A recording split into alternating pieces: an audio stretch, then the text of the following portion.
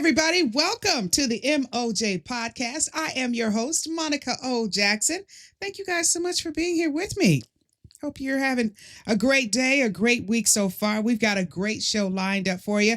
But hey, let's get some good housekeeping things out of the way. If you are new to my show, thank you so much for popping in. Tell all your friends about it. I appreciate your support. And for those of you who've been following me for a while, you know I love you. Thank you guys. I appreciate you.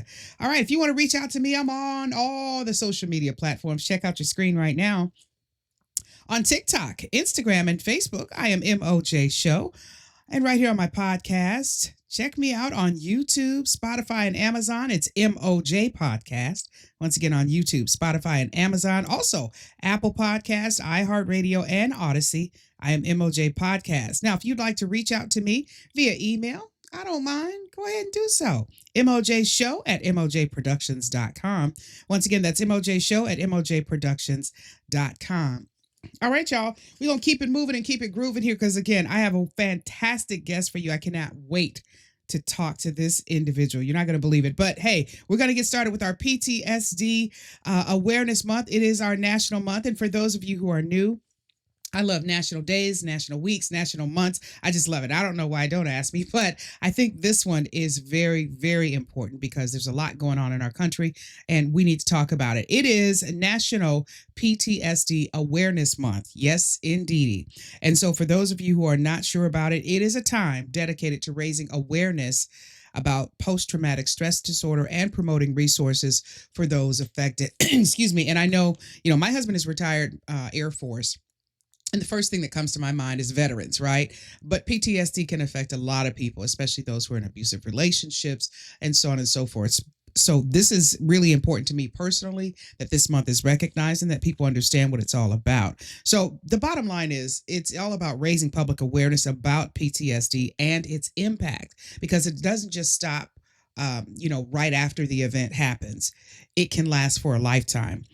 We want to reduce the stigma associated with it because we're all human. We want to promote understanding for those affected, including both individuals diagnosed and those who support them, because it does affect the family, as a lot of you, I'm sure, already know. Highlighting the availability of effective treatments. That's a really big deal because a lot of people are ashamed. They don't know where to turn, who to turn to, how to turn to anybody.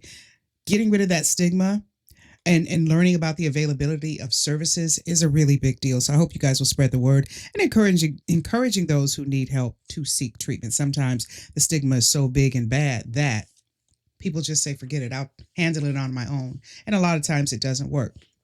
So take a look at your screen here. A lot of times these are some of the symptoms, especially when it comes to women re-experiencing the trauma, reactivity of it, cognition and mood issues, avoidance. This is when you really need to seek help. Excuse me. And again, not just for women, but for men, for young teenagers. Our kids are dealing with so much in our culture these days.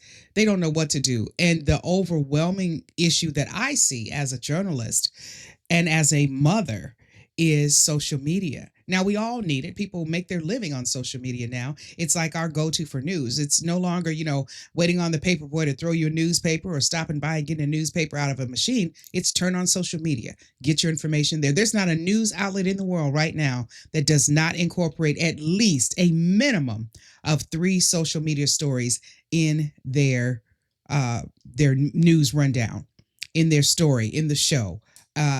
I've been doing this for 30 years, y'all, and I started in radio.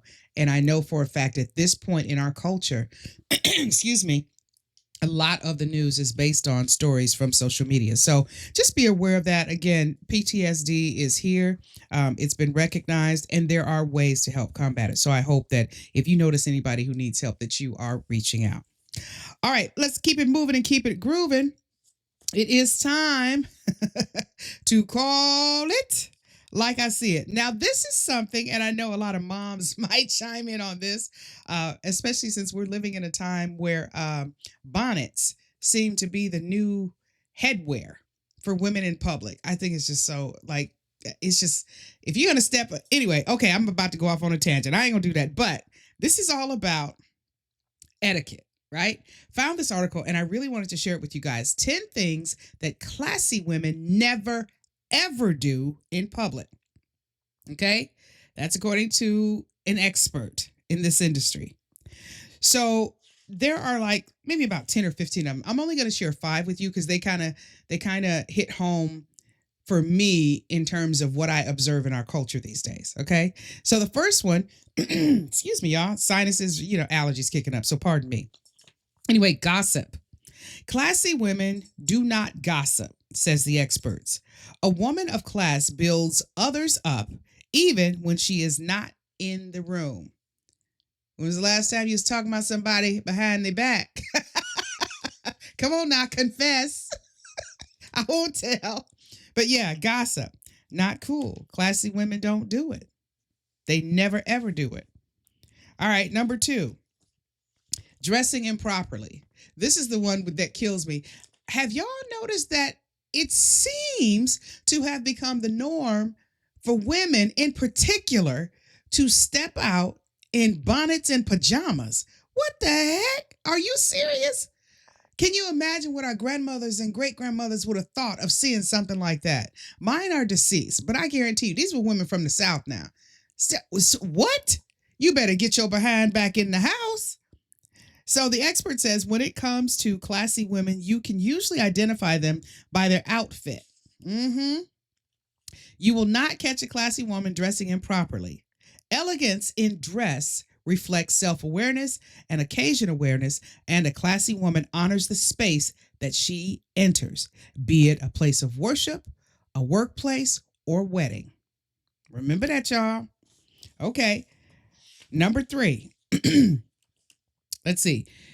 Talking about swearing and cursing. Now, okay, let me give it to you. Now, you can usually tell if someone is classy by how they speak and the vocabulary they use.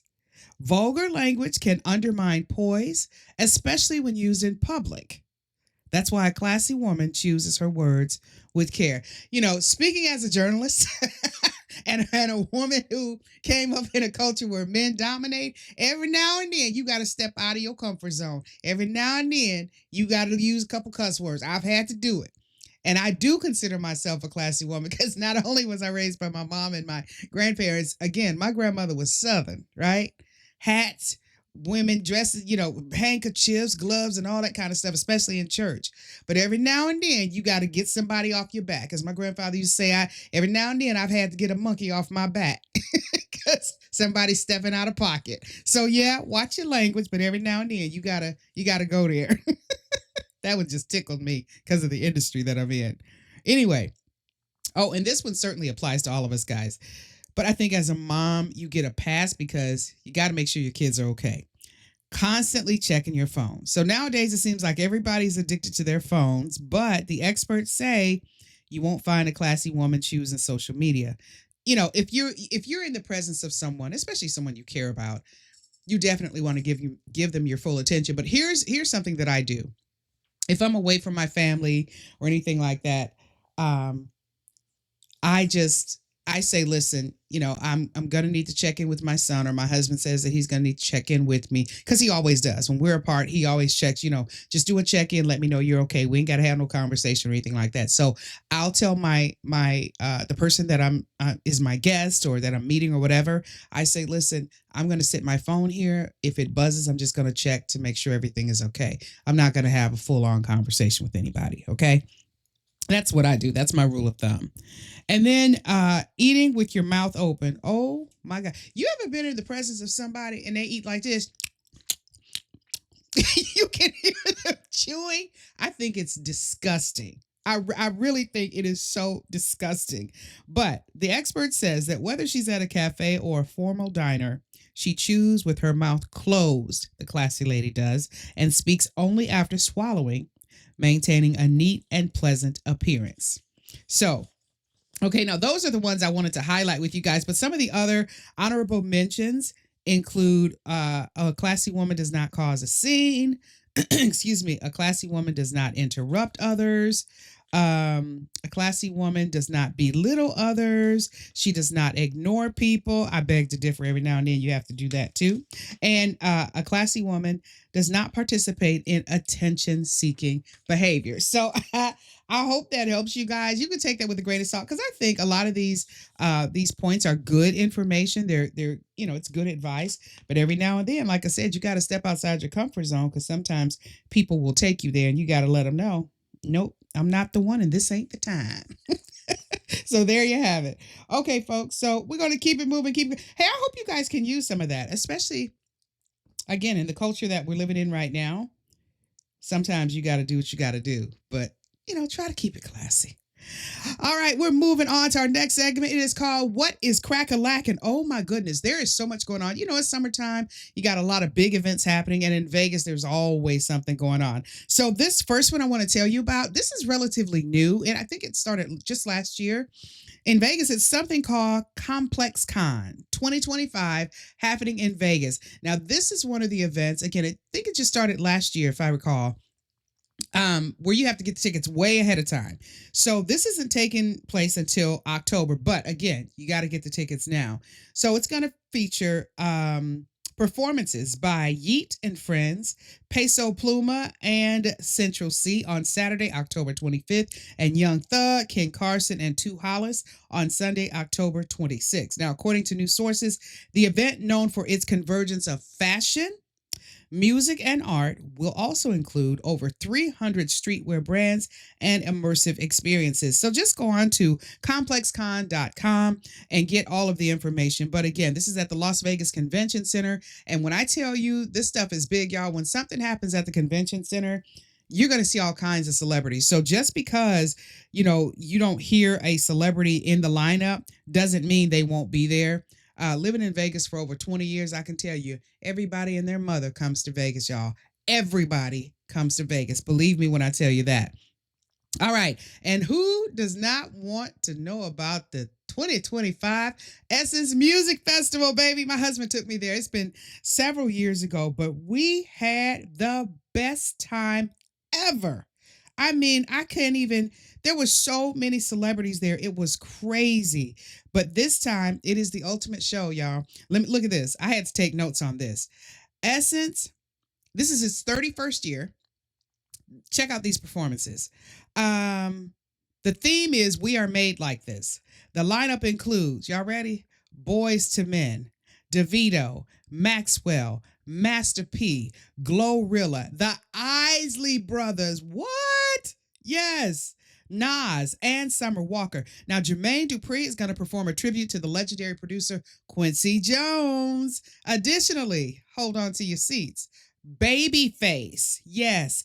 Erykah Badu, Dougie Fresh, Jill Scott and Friends, Patti LaBelle, Jasmine Sullivan, Money Long, and Carrie Hilson. It's so many more, y'all. Go on to the website. Just click on essence.com and get all the information. I beg you to get your tickets, book your hotel right now, because if it's not already sold out, it's going to be, okay? All right. And last but not least, guess what's coming to theaters? Y'all ready? The dinosaurs. Jurassic World. Oh my gosh. Okay, so the big stars in this movie are Jonathan Bailey, Scarlett Johansson, and Mahershala Ali. I'm not going to give it away because I read a bunch of stuff on it, but I'm not going to do any spoiler alerts here. July 2nd, it's hitting theaters. So y'all better get your tickets now. We get our tickets in advance now because that's one of our faves. We're doing it. We're going to see it. It's going to happen. So get your tickets now. So, hey, that is What's Crack-a-Lackin'. I hope you guys enjoyed that. Let me know if you guys take any action and go to any of these places or see any of these people. I'd love to hear from you. All right. It is time for my favorite segment of all. This is Meet the Author.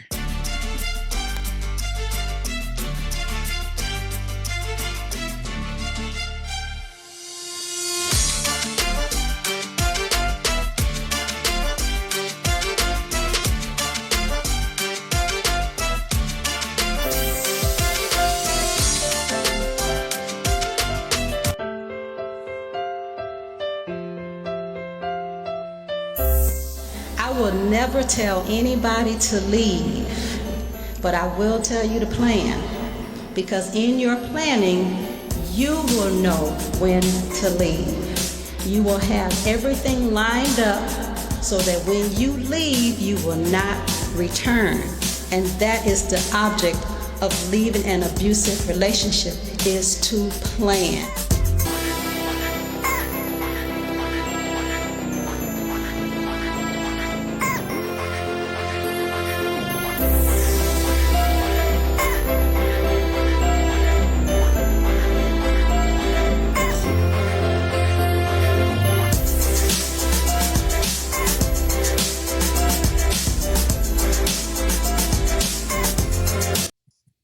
Oh yeah, ladies and gentlemen, I don't even know. I've been a journalist for a very long time, and this guest here, I had to take a couple days to compress my introduction for her because her life has been basically like a movie, and I remember it. I remember it. So here's the intro for her. Again, I had to take a long time to do it. I'm so honored to bring you a very special conversation today, one that is powerful, deeply personal, and urgently important. Our guest is a woman whose name is forever connected to one of the most memorable chapters in American history. But her legacy is not defined by the tragedy that she experienced. It is defined by resilience, purpose, and transformation.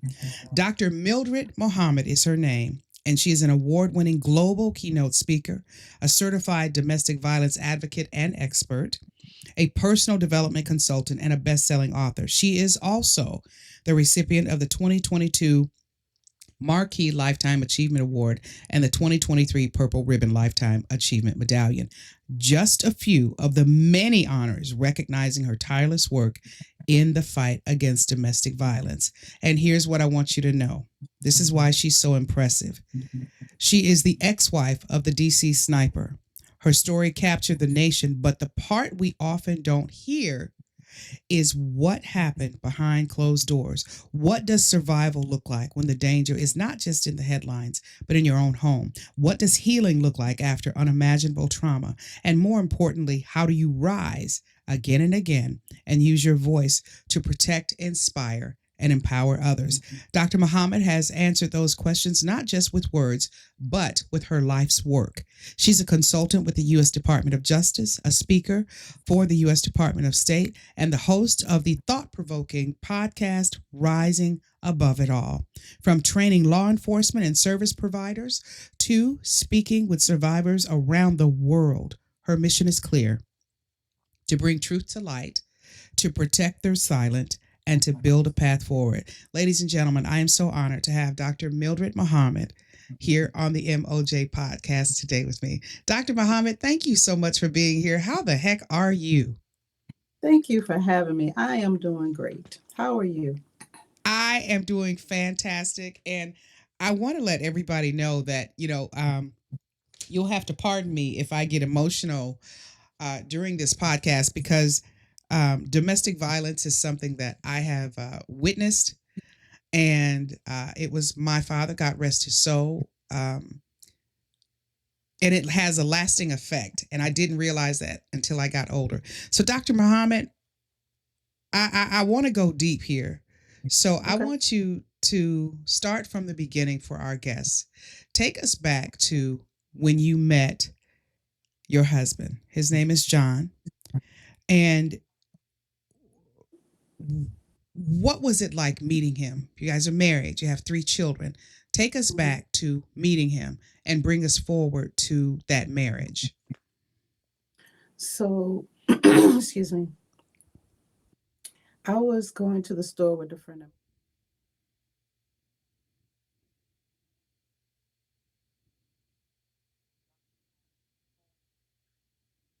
to the local store, and she got out to go to the store. I stayed in the car. So she walked out with these 2 gentlemen, and one of them was John. So he Mm. looked over at the car and asked her, "Who is that?"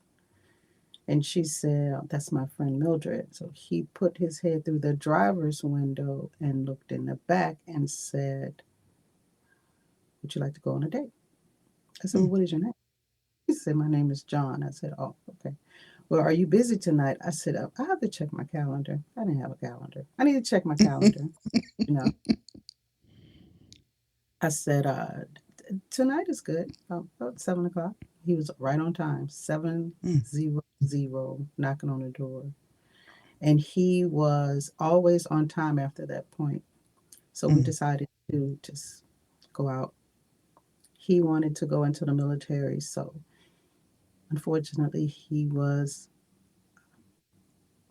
unable to read. So I studied phonics in that short period of time. I helped him to read to the point where he could pass the test, which he did. Mhm. And he was stationed at Fort Lewis, Washington State. Mm. Once he left for boot camp and he was established, then he sent for me. I went over my first time being on a plane. Mm. We were married March 10th, 1988. So, as you're going through this marriage, and I've done many interviews of people who have gone through domestic violence, and hindsight is always 2020. They always say the signs were there, but I didn't notice them. As you are living this marriage, going through this marriage, there's always that honeymoon phase, but then the honeymoon phase wears off and reality sets in, and you got to start living life for real. Mhm. What was your life like after the honeymoon phase? And did you notice anything, or did hindsight have to come into play for you to notice anything? Take me through that part.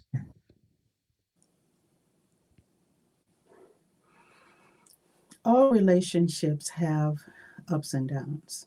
All Mm-hmm. relationships have those periods of disagreements. Some people yell, some people don't. We were not yellers. We were actual fact people. When he was upset, he became very polite. Mm. Yes, ma'am. So it's like that. Never raised his voice. Mm. So hindsight shows me that okay, I didn't see this, I didn't see that. But again, it's a relationship. It's marriage. The Mm-hmm. one thing that he did not do until later, one time, was call me out of my name. Other than that, Mm. it was honey, or Mildred. When your husband call you by your name, okay, Mm-hmm. not Mm-hmm. honey, baby, sugar pie. It's Mildred. Yeah. Oh, Yeah. right. And so it was like that. It wasn't, and that's why it's the importance of understanding the difference between domestic abuse and domestic violence, because Mm. violence, physical assault, the spitting, the hitting, the pushing. We Mm-hmm. rarely talk about the verbal, the emotional, Mm-hmm. Mm-hmm. financial, spiritual, strangulation, which ultimately leads to a physical assault. Mm-hmm. So Mm-hmm. the 9 to 15 seconds a woman is abused, but we don't talk about the 1 to 8 seconds that leads up to the 9 to 15. Mm. And that's where 80% of victims are, is in the 1 to 8 seconds. 20% are in the 9 to 15 seconds. But just like Wow. Mm-hmm. sunshine, Okay. You you know know? what? That makes a lot of sense. I never even thought about it like that. And just to clarify, I wanted people to know my father didn't abuse me. It was abuse to my mother that my sisters and I witnessed. Now, and speaking of kids, Dr. Muhammad, you guys, you and John had you have three children together. Yes, ma'am. Once, And two daughters. okay, so Mhm. as you're navigating through this marriage, you're noticing the signs. That hindsight thing kicks in a little bit later, but are the kids noticing anything? Are they asking questions? Are they affected by his routine or how he's talking to you? Not at all. Very strategic Mm-hmm. in making sure that they didn't hear or see anything. And if they did, it was very minimal. Mm. They don't remember my oldest two made, but it wasn't yelling. It may have been just looking, or because he didn't yell at them. I mean, he really didn't. He didn't yell Wow. at us. He didn't do any of that. It was, you have the covert narcissists, the ones Mm-hmm. that are very skilled in how they use their language and Mm. how they attempt to manipulate and gaslight. And then you have the overt that's just outwardly, right? Yeah. He was Yeah. covert. So Wow. it's very difficult to tell what was happening with him. I'll give you an example. We're Hmm. sitting there, he's angry. You know, everybody has an angry face, right? Yeah, of course. Yeah. So he's sitting there and his expression is anger. And so I look at him and I say, well, what are you angry about? He says, he holds that face. He goes into the bathroom and I'm following him. He Wow. looks into the mirror, he angry face.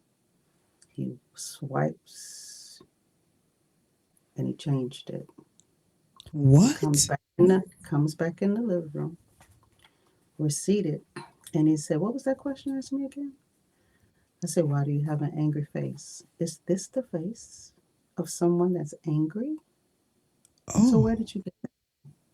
See, he was like that. that. So every time I would say, you seem to be happy, he'll hold that happy face. He'll go in the bathroom. Oh, He'll come back. What was that you asked me? I was asking, what are you happy about? Does this look like the face of someone that's happy? Dr. Muhammad, I'm getting chills just Mm-hmm. listening to you tell this story. Are you kidding? That's like something you see in a movie. Exactly. And so he in the military teaches you psychological warfare, and I was his test subject, so to speak. Wow. Okay. So that happened how many years into the marriage? How many years were you two married, first of all? 12, 12 years. We were For married for 12 12 years. years. However, as the time went on, different Mm-hmm. behavior came about because Okay. again, he's an 84th combat engineer. He's an expert shot, hand-to-hand combat, Wow. psychological warfare. He was like a MacGyver. Remember MacGyver, right? Yeah. He could whip a weapon Yes. out of any. Okay, that Right. was a Yeah. modern. He was modern day MacGyver. So I didn't put That is anything past him. He was past a him. man of his Yeah. word. He said what he meant, and he meant what he said. He always did that. If he couldn't do it, he wouldn't say it. And if he Wow. did say it, and he found that it was difficult to carry it out, then he would come back to you and say, "Hey, I can't do it like this, like I initially stated. So I'd Mm-hmm. like to schedule, postpone it, or think of another way to do it." He did not Dr. have a Muhammad, problem. Couldn't do it.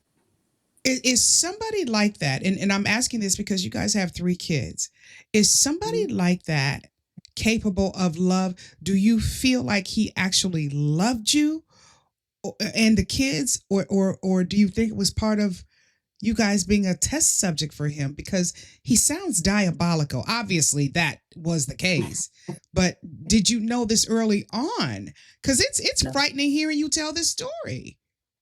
I believe at one point he did love me.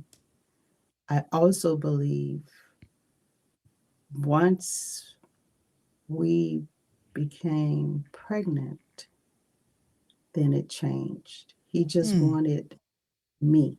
He wanted all of my attention, nothing to be um, distributed amongst other people or things. So once I You became know, pregnant, it was different. yeah. Pregnancy 2 was different.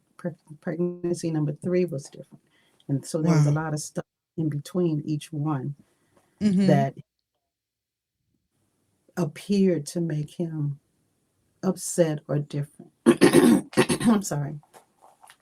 So, was there ever a point where, because I want to lead up to when you think the shooting started, when you knew it was him, and that sort of thing. But I want to ask you at this point where he's changing, you're going through the pregnancies, you're noticing all of these things. Were you ever at a point that the thought go through your mind is that, okay, this marriage isn't working?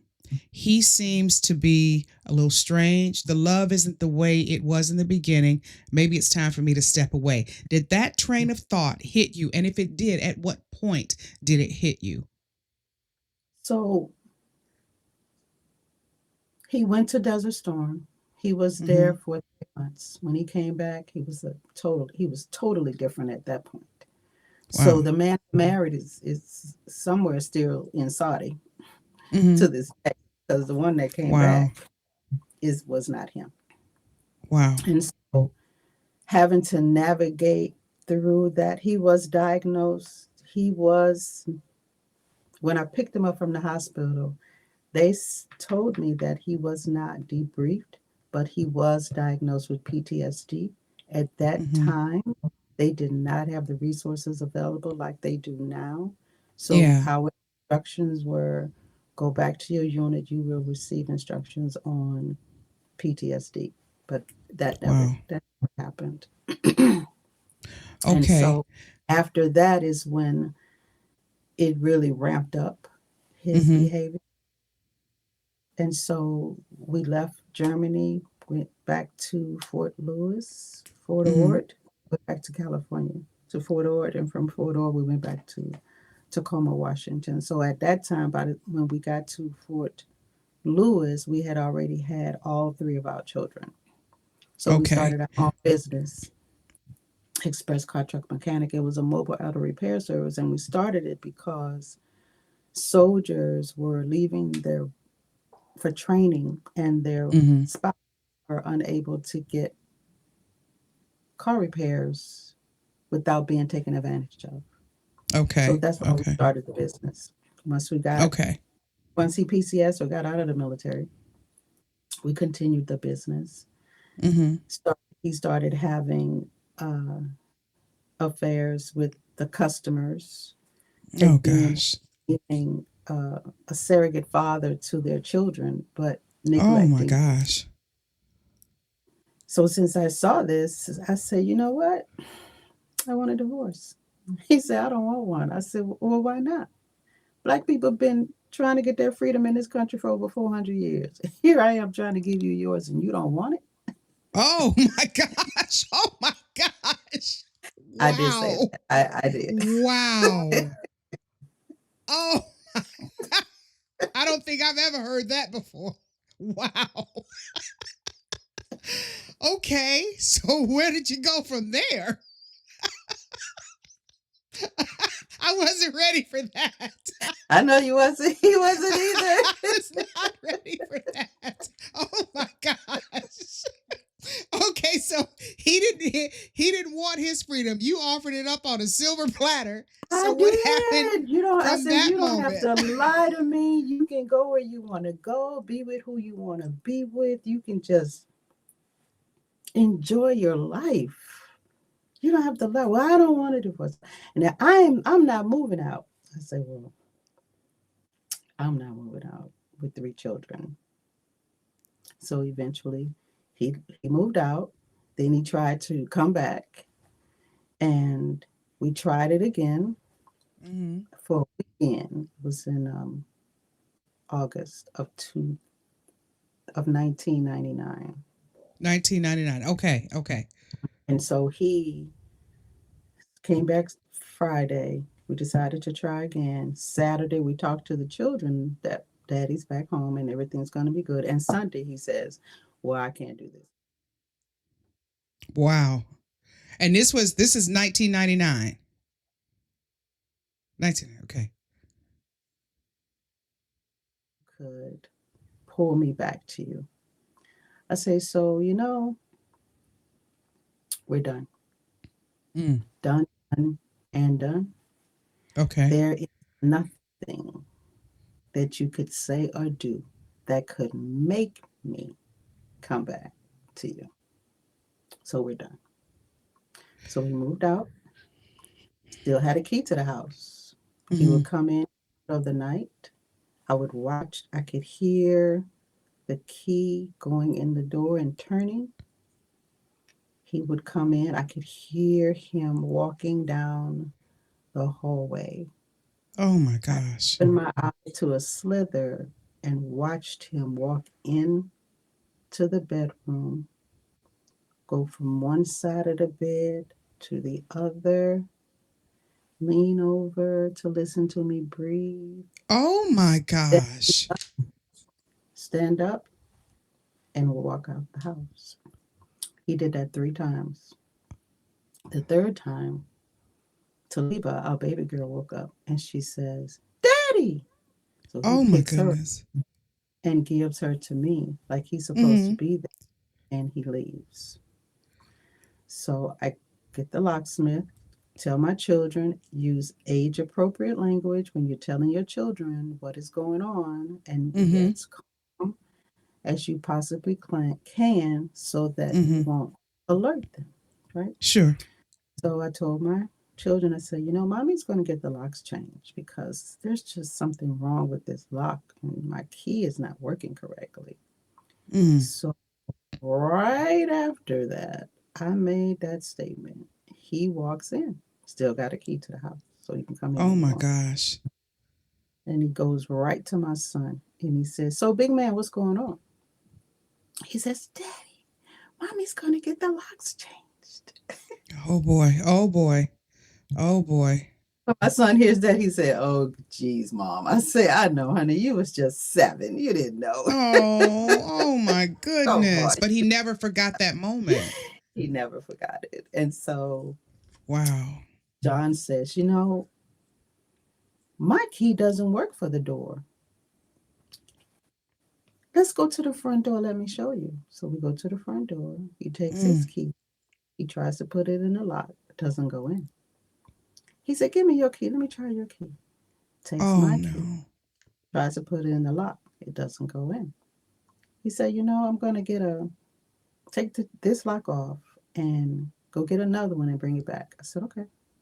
When he took the lock off and turned it, a straight pin fell out. So he sabotaged the lock Oh my gosh. so that Were a you key could not go into the door. And I saw the pin drop, but I didn't say anything. I said, here's what's blowing my mind right now. I got to tell you, you are so calm.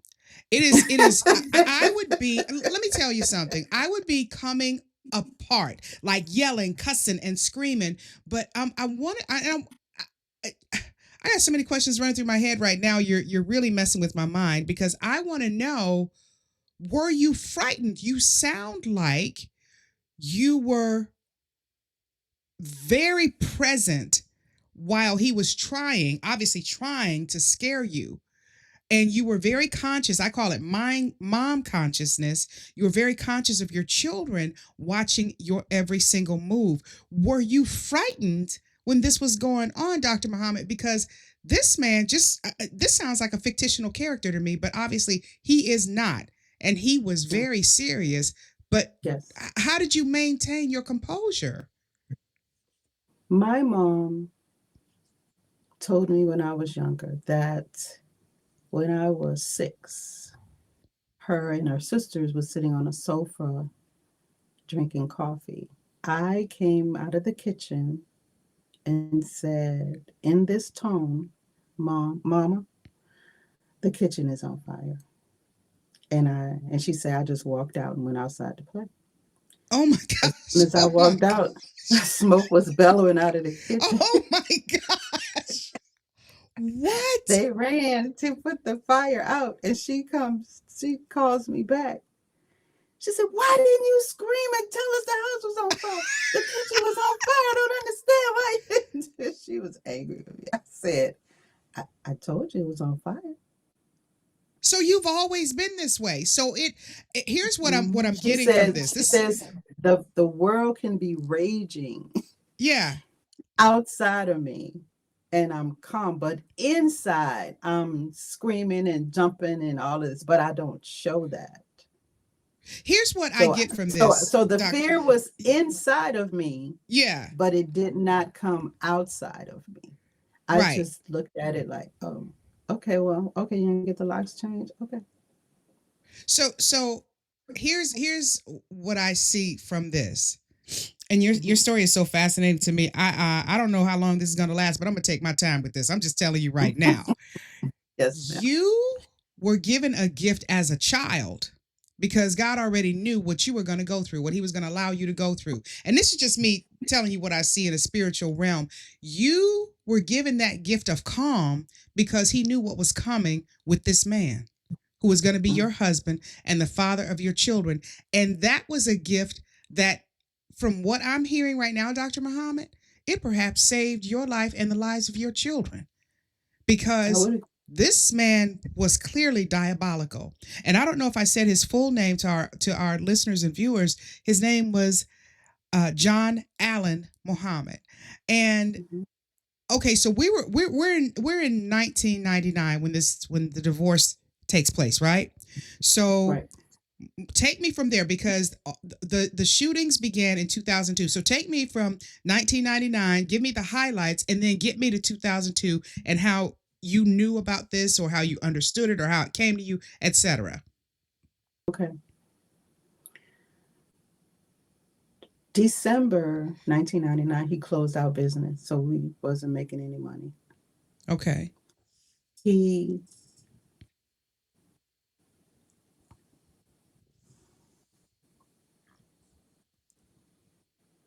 My son had a as so we're separated now, so he's not coming in. So the my phone wasn't ringing. Hmm. And of course, we didn't have cell phones like we do now. So you could do Right. the calculation to say how old I was at that time and how Right. old I am now. Okay, nothing about a cell phone was present. Walkie talkies were, but not cell Yeah. phones. Yeah. So I recognized my phone wasn't ringing. And soon as I hung it up, a friend of ours called and I said, hello. She said, hey, just call and check on you, see how you and your children are. I said, we're doing good. So what number did you call? She said, oh, John changed your number. What? I said, change my number. She said, yeah. She said, he gave me the number, asked me to call to Oh see how my you doing. God. I said, you can't give me my number? No, I'm scared of John. I'm not giving you your number. And she hung up. So I called the phone company. At that Oh time, my if you requested a new phone number, you had to be it was $15 charge. But if you said Yeah. you were being harassed, it's free. So I'm being harassed. Wow. Got a new phone number. Soon as I hung up the phone, it rang. It was John. Who told you to change this number? I said, I don't need your permission to change my number. Don't do it again. What? Called the phone company, got a new number. Soon as I hung up, phone rang, it was John. I told you not to change this number. Don't Dr. do it Muhammad, again. how is he I doing called it. this? We getting there. I called the phone Oh company my again, asked to speak God. to a supervisor. And I asked, because you got to know the law, no matter what you're doing, where you're at. If you're being harassed, you got to look up the laws in your state, in your city, so that you can be empowered of what you can and cannot do. So I said, isn't it against the law to change a phone number of a resident when the person who requested the telephone number change is not on the bill? Oh my God. Advisor said, you're right. We're sorry that this has happened, but you know what? Let's go ahead and change your number. As he's changing it, he says, you know what? Somebody's trying to get your number again. Let's put a code on it so that no one will be able to do that. Come to find out, he befriended a woman at the phone company. Oh my God. Every Oh my time, God.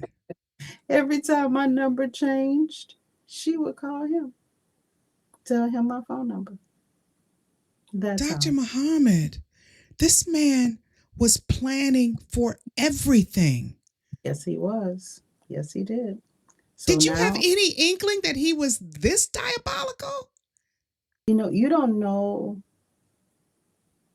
what a person will do until they are in a situation that they feel they're losing control.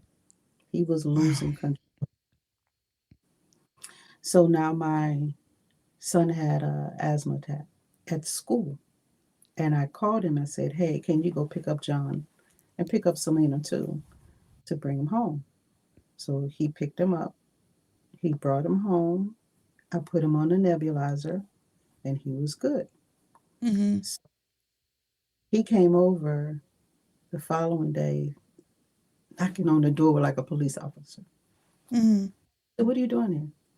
Because I came to see John. I said, no, you just can't roll up. You're supposed to call and we make a schedule to find out when you can see the children. He pushed the door, I fell back and hit my head on the fireplace. Oh my I got gosh. called the police. I told the police what happened. They said, "Well, Miss Muhammad, is his name on the lease?" I said, "Well, yeah." They said, "There's nothing we can do, Oh wow. but we can give you this document for a restraining order." So got the document.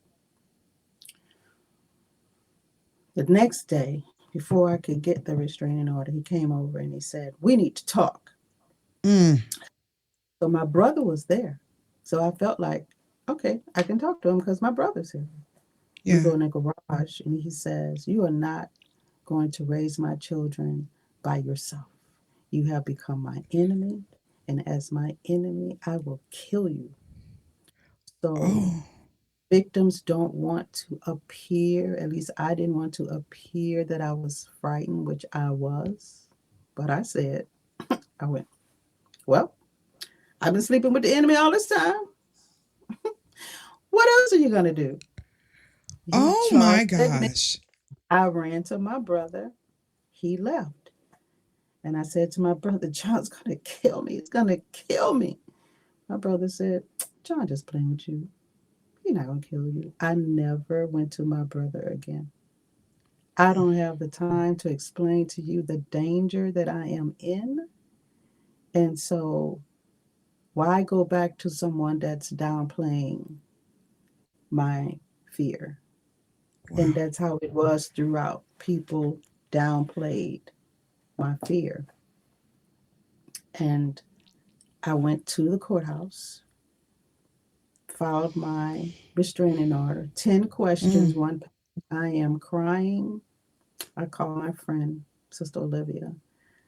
I told her what was happening, and she said, "Don't be stupid. Fill out that paperwork. You need a paper trail."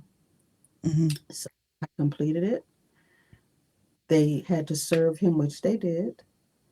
He did not show up for court. When I went to the courthouse, I was playing uh, dodgeball, so to speak, looking Mm-hmm. around, Mm-hmm. see where he is, making Oh sure my he's not gosh. going from one door to the other one, scared, looking around. And when I saw the courtroom door, I bolted for that door. Wow. Sat in the courtroom until my name was called. The judge called me up.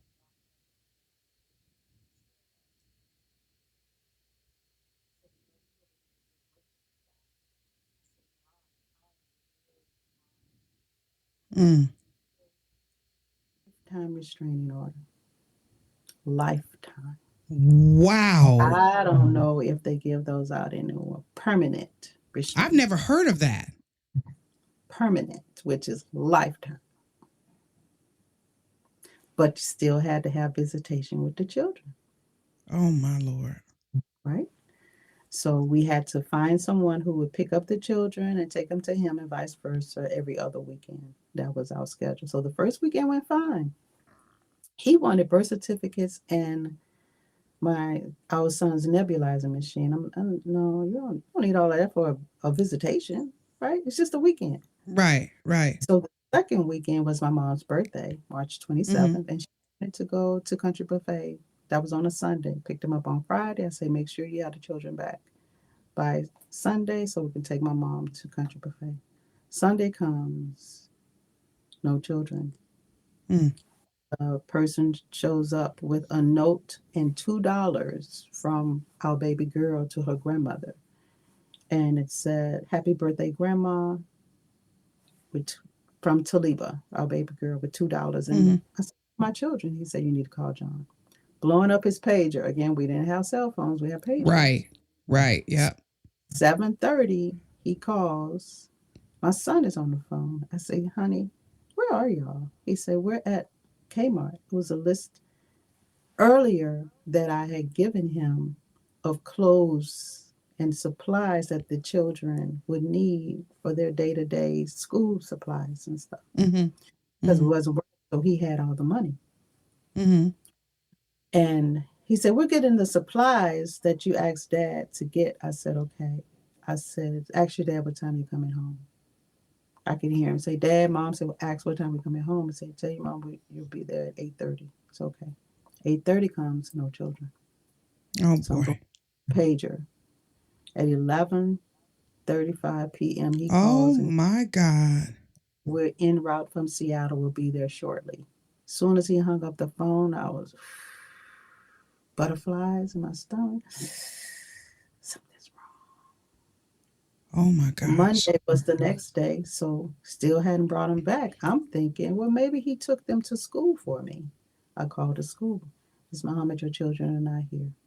I called every day that week. Went up there Friday, and I talked to the secretary, and she said, "Miss Muhammad, your children are not here, but you can talk to their teachers." So I went to Miss Bullock. She was John's teacher, and I walked in, and and her class was at recess, Mm-hmm. and she said, "Miss Muhammad," and I started crying. I said, "What's the matter?" I said, "He kidnapped the children." She said, "Oh, I'm so sorry." She said, Oh "You my gotta gosh. call the police." So I go home. My mom is there. For grandparents, grandchildren, or a second wind in life. Oh yes, absolutely. I made that turn. I saw my mom standing in the door. She let out a scream. I had never heard my mother scream before. I ran to her before she could hit the floor, the ground, and she said, "He took out babies. He took out babies." I said, "I Oh know. man. What are we gonna do?" I said, "I don't know, but I'm gonna do something." So I called the police. Told them what happened. This was, "Miss Mama, do you have a parenting plan?" I said, "No, but we were in the." Sorry. It's Mm-hmm. nothing. He has Wow. just such a right to the children as you do. Mm. They did nothing. So I don't know what to do. I don't know who to call. Nobody's helping me. The internet just came out. You see how everything started with all them years ago? Yes. Yes. Absolutely. And there was Okay, so are we in the 2000s go, now? We're in we're 2000 in what? 2000. We're in 2000 In because 2000. I got Okay. onto this website called blackvoices.com. Okay. And I created my username was Real Black Woman because I felt I was real. Yeah. I'm a woman and I'm black. Right. Found this chat room with advocates, victims, attorneys, typed in my Mm-hmm. information. I did everything they told me to do. They said, "You're not gonna find your children because that's true. He does have a right to them. You Yeah. filed your restraining order, you got the lifetime." So it was nothing else I could do. Signing for a package for my mother on Mother's Day. I pass out. Mm-hmm. They take me to the hospital. My cycle wasn't going off. So I lost 3 units of blood. They told me that I Oh hadn't my come in. gosh. I checked out, my body was collapsing on me because Oh all I my was eating gosh. half a slice of bread and crushed ice. I felt that if my children wasn't eating, then I'm not going to eat. If they're not sleeping, then I'm not going to sleep. I didn't know what to do. I was Oh man. So they took me to the hospital. They gave me a blood transfusion. Shortly after I got to the hospital, the phone rang. It was John. He said, "How you What? doing?" I said, "I'm good." He said, "How's mom?" I said, "She's fine." I said, "Why won't you let the children call me?" He said, "We don't always get what we want, do we?" I had two choices. Oh my He had gosh. already said, "You have become my enemy, and as my enemy, I will kill you." So I could go back to him and die, or I could hang up the phone and never see my children again. I Mm-hmm. hung up the I hung up the phone. I let Wow. out a scream. The nurses came. I said, "Can you trace the call?" They traced the call to a woman who called the hospital for him to see where I was. My mother called shortly thereafter and said, "John just called her and said he is on his way to the hospital to kill her daughter." So they took me out of one room, placed me in another. They posted a guard outside my door, took my name off of the register. Anybody that was coming up to see me needed to send up their ID so that I could identify if it was John or not. A social worker came in and said, "Miss Muhammad, You can't go home. I said, what you mean I can't go home? My mom is like, is there? We'll take care of your mom. We need for you to do three things. One, change your name. Change it to a name that when people call you, you will answer. So my safe name is Millie. Two, we're going to bring you different clothes because we don't want him to identify you with the clothes that you wear. And three, the most difficult of all, you have to disconnect from everybody that you know. Nobody Oh. can know we're taking you in hiding. Mm. So when the night fell, they brought me different clothes. I got dressed. We went out the back door of the hospital. A car was waiting. Got in the car. They told me to slouch down in the front seat. So I'm looking at the rooftops and the open windows as we're driving by. They drive me all over the city. You can take me anywhere you want to during the daytime. I know how to get there. But at night, I didn't know where I was at all. Wow. The shelter they took me to was right across the street. The staff person came in and said, Millie, so nice to meet you. You have your own room. Like, I want to be in a shelter. So I get up to the room and I'm sitting on the bed and I'm thinking, how did I get here? Oh. Three children, married for 12 years, my mom living with us. We have a business. I'm a businesswoman. Why am Yeah. I in a I wake up the next morning, it's 18 women in the house. Oh 18. my gosh. I didn't have a roommate, but there were women with children. They had their own special rooms together. There were other women, all different races, all different issues. And so I need to find my children. I need I need to study the law. So I order paralegal classes. I saw this advertisement on TV, Mm-hmm. Professional Mm-hmm. Career Development Institute offering all these courses. Yeah. I need the law. So I ordered the paralegal courses. I was making straight A's in the shelter. The YWCA found out about it and asked me to come work in their legal department. They had to come Wow. get 3 o'clock in the morning in a disguise to get me there to work in the legal department. So I'm working in the legal department and I'm going to the courthouse helping women to get restraining orders. I even came before the judge who gave me mine and gave me a thumbs up that I was helping. I'm thinking, I'm in this courthouse. I need to get my own paperwork straight. So I got my divorce October 6, 2000. I got a writ of habeas corpus that stated anywhere they found my children, they needed to pick them up and bring them back to me. Washington State had just Wow. passed a law stating that if you are a victim of domestic violence, you do not have to tell the abuser where you're going and you will not be charged with kidnapping. So I got all of my paperwork straight notarized. Yeah. My sister calls from Maryland and says, Mama's sick. Can you come and help? Oh, have you found your children? I say, no, I haven't found my children, but I can wait over there. So she sent me an airline ticket and I went to Maryland. My mom was there. I walked in the room. She looked at me. She gave me a hug and she said, where are the children? I haven't found them yet, Mom. Oh So I my called God. the FBI and they sent an agent over and they asked me what was going on. I said, my children are kidnapped. They're no longer in the country. I gave them the writ of habeas corpus, Wait, divorce wait, wait. decree. You said they were no longer in the country? He left the country with the kids? hmm hmm How did you know he left the country, Dr. Muhammad? He asked me that question too. I said, my cousin is a private investigator. And he says when the trail runs cold, that means the people you're looking for are no longer in the country. He Oh said, my okay, Miss, gosh. what kind of paperwork you got? I gave him my divorce decree, writ of habeas corpus, pictures of John and the children, and my restraining order. He took all of my paperwork. He said, we'll be in touch shortly. Sent all my paperwork back 2 weeks later and said, I'm sorry, we can't help you. Oh But man. I'm going to refer you back to the office, to the FBI office in Seattle because this is an ongoing case. So I called the FBI agent in Seattle. I told them, hey, I'm trying to find my children. They're no longer in the country. Their dad has taken them.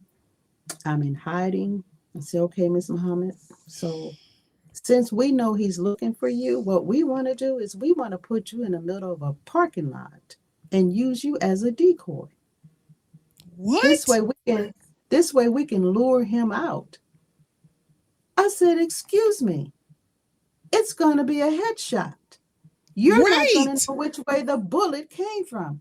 They said, well, we Do just they trying know to help this you man's out. background? They said, we just trying to help you out. Click. I hung up the Oh how's my that help? gosh. So August the 30th, I get a call from the executive director of the Phoebe House. That's the house I stayed in. She said, Millie, I think we found your children. You need to fax all your paperwork to Detective McCarthy in Bellingham, Washington. Follow up with a phone call. I did that. Talked to Detective McCarthy. He said, Miss Muhammad, do you know that we're on the border of Canada? And if he gets across the border, there will be nothing we can do. I said, Mm. I appreciate that information, but if you could please just go get my children, I would appreciate that too. August the 31st at 4:35 p.m., he called. He said, Miss Muhammad? I said, yes, sir. He said, we got your children. I said, what you talking about? Oh, thank God. Oh my He gosh. said, we got your children. I started screaming and crying and yelling. My brother-in-law came downstairs. He said, what's going on? I said, they found my children. You need to talk to him because I can't talk to him.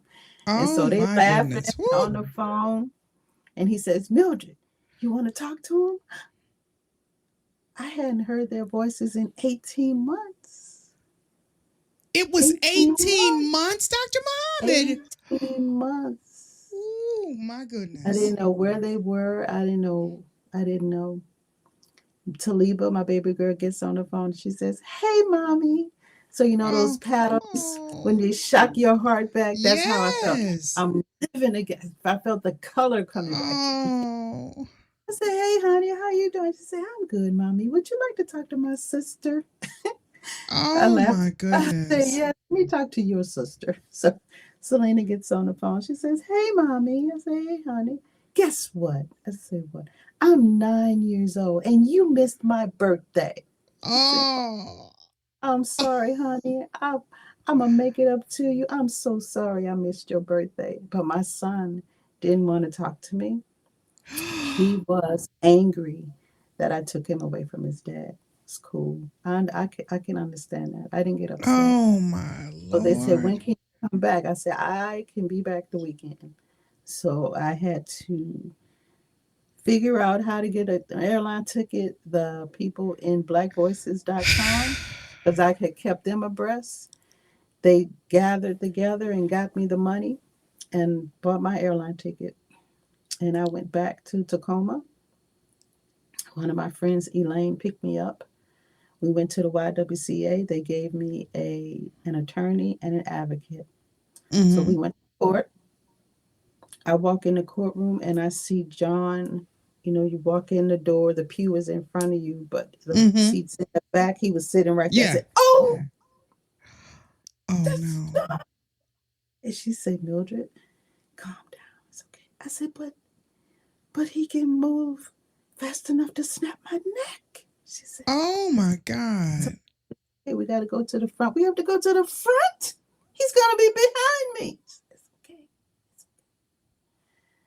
So we get there, and when you're in a traumatic, you use traumatic. Yes. You use all of your senses. So I was using my Senses. peripheral Yeah. vision. So if I turn my head, I can still see behind me, right? You can still see if Oh you're paying man. attention to how you use your senses. You can still see that. So the judge calls to order our case, and he says, we're here today to decide who gets custody of the children. John says, Your Honor, she already knew where those children were. I don't even know why we're here. I'm He's over yelling there. like this in the courtroom? And I'm shaking like, oh my God, I'm so scared. I was so scared. I was Oh my so Lord. And he said, Like I said, sir, we're here today to decide who gets custody of the children. And since her paperwork was done pro se, which meant I did it myself, and it is Mm. in perfect order, she will get custody of the children. He said, Your Honor, are you trying to tell me I'll never see my children again? He said, You have to go through the same process she went through. They gave him a document to sign the children over to me. He signed it, flipped it back to the court, case dismissed. So we wait until he leaves to go out in the hallway, which where we Yeah. went. So my attorney is standing in front of me. My advocate is to my right. The door of the courtroom is to my left. So Mm-hmm. my attorney who's in front of me is calling CPS to find out where my children are. And as she's on the phone, I feel a presence coming behind me. I Oh turn no. and it's John. I take off down the hallway, shoes go everywhere. My Oh attorney, no. my advocate looked at me, they looked at John, and they ran too. We all Wow. ran around the corner. We looked back. John put his hand on the courtroom door, looked at me, and said, Gotcha. My attorney said, Oh, hell no. We leaving out of here right now. So Oh my they go gosh. downstairs to the substation, police station. We tell them what happened and can we go out of their back door to leave? They said, You need to go out the door, just front door, just like everybody else. So we stood in like a little triangle where everybody had each Yeah. other back, Yeah. taking baby steps to get outside the This is courthouse, crazy. This is and then we crazy. run to the car. So we get to the car, we drive to CPS. It was actually the Department of Health and Human Resources that was next to the courthouse. So we get over there, we park, I get out the car. First person I see is my son. He's tall and skinny. He took him when he was 9, now he's 11. Mm. 11. Tall and skinny, wearing a mohawk, Wow. got hands slouching on his butt. I should have said, I'm so glad to see you. But I Yeah. said, while Pull pulling his your pants pants up. up. I said it in my head. I said it in my head. Yeah. Pulling his pants up, I said, Is this going to be an issue? He Yeah. said, Mom, Yeah. you're crazy. I hear my daughters coming down the elevator at the building, and I hear them say, Mommy, Mommy, Mommy. And they Mm-hmm. run over to, I believe people were having lunch or something. They Yeah. ran over to me. They said, Mommy, Mommy. I said, I can't see you. I can't see. I'm crying so much I can't even see them. Wow. So my attorney walked over and she says, Look, the man trying to kill you. We need to go. We need to go right now. That's what I was thinking. Let's do this in the car. Right now. Wow. Get in the car. Let's go. So we leave. We go back to the YWCA. Yeah. We get out the car. I call my mom. I say, Mom, I got him. Got my babies. Said, Yes. I'm so proud of you. I'm so proud of you. Unfortunately, my mother passed away before she was able to see them, but she knew I got them back. Dr. Muhammad. And I told my children, I said, and they were angry. And I said, Grandma held on long enough to make sure y'all were back with me. They were returned, once right? She knew that, she let go. Yeah. And so Dr. Muhammad, I'm telling you, I've interviewed a lot of people who've been through a lot of trauma. Nothing on the scale of what you're describing. Actually, 1 October victims that I've interviewed a lot of them, but your story for me is up there because of the diabolical nature of John. So you got the kids back, and I want to, because I want people to understand the different phases of this type of abuse, right? And I definitely want to get to your advocacy work. So take me from you got the kids back, right? Right. So We're this going this to is Baltimore. okay. Is this still 2000 or 2001 now? We're in 2000. We're in 2000 now. Okay, so 2001. Okay, so we got the kids back, and you're going to. You said Baltimore. Yes, because that's where my sister lived. So when we got Okay. when I got the children, we had to leave the shelter, and it had to be at Right. night. So we had to go in the Okay. bottom of the shelter, around the swimming pool, through the clothing closet. There's a red door. Open the door. There's a car waiting. We drove 45 minutes to SeaTac. Security picked us up from the car, took us to their security office. Once the pilot was ready, the pilot radioed security. Security put us on the plane. United Okay. Airlines. We got on the Now, plane. what is SeaTac? Just for our viewers and listeners, what's SeaTac? Seattle Tacoma Airport. Okay. Okay. So you guys got. Okay. So you guys got there. They made sure. Okay. Right. So we're on the plane, and my daughter Selena says, "Mommy, I prayed and prayed for you to come back to us, and I'm so glad you're here." I say, "Honey, I didn't leave you. You were taken." And right. From this point on, by God's will, that will never happen again. Landed at BWI September 5th, 2001.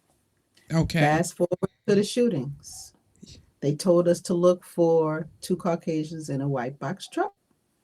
Clearly, that's not John. Right. So while other people were looking for 2 people, I was looking for 3. So now I got to worry about the DC snipers and John. You with me? Oh my goodness. Right. Oh my goodness. So okay. Did I know it was him? The profile was 2 Caucasians in a white truck. In a white truck. I remember that. I possibly know it was John when he does not fit that description. He is not Caucasian. So yeah, it's not John. Okay. And it wasn't 2 of them. It was just him. Right. So I'm looking for 3. Everybody else looking for 2. So before I even leave the townhouse, I go to the back door, look at the rooftops. Yeah. I go to all the skylines. Door, look at the rooftops. And I say, Lord, it's in your hands. Okay. What I'm going to do, right? So October 11th, my coworker picks me up for work. She said, there's a dark colored car outside your cul-de-sac. I get a strange feeling from that car. I said, girl, don't worry about it. Let's just go to work. So I worked at Southern Maryland Hospital, which was like a 10-minute walk. Okay. So she picked me up, right? So we passed by the car. The driver looks at us. The passenger has a newspaper. Oh my God, you're giving me chills. Did you see that? She said, yes, and give me your phone. Let me call police. I called the police. So we're in cell phone era now. We're in cell phone era now. Okay. We got to make that distinction. Okay. We're in 2001. Right. Okay. Yes, we are in the cell phone era. We're actually carrying them with us now. Right. Give me your phone, let me call. Right. So I called the police and I say, because I had an auto repair shop, so I know cars, right? Right, yeah. So I said there's a dark colored Caprice or Impala with New Jersey plates, 2 African-American males seated in the car. They said, okay, we'll get someone right out there. October 23rd, ATF and the FBI knock on my door. You know how they knock, like they own the place. Oh, yeah. So I told the children to go downstairs. And I said, yes, may I help you? Say, yeah, we're Mildred Muhammad? No, she ain't here. Oh, my goodness. Scared. Say, are you Mildred Muhammad? Of course. Yes, I am Mildred Muhammad. They said, well, when was the last time you've seen John Allen Muhammad? My palms started sweating. I said, Dr. why are y'all asking me about my God. Well, we just I just want to know when was the last time you seen him. I said, at an emergency custody hearing in Tacoma, Washington, September 2001. They said, okay. Have you heard about any shootings in other states? I said, no, sir. Okay. Well, we need for you to come down to the police station and answer some questions. I said, I'm not going nowhere with y'all. They said, well, why not? I said, I've been trying to tell y'all this man is trying to kill me, and y'all not listening. Mm-hmm. I Mm-hmm. believe you have him downtown, and you want me to come in and identify him. They said, no, Miss Muhammad, we do not have him downtown. We are not bringing you to him. We just need you to come and answer some questions. So I said, just a minute. And went downstairs and told my children, I'm going to the police station, answer some questions. I'll be right back. So go down to the police station. I walk through the door, and there's the FBI agent I called before about my children being kidnapped. I said, Good what are you Lord. doing here?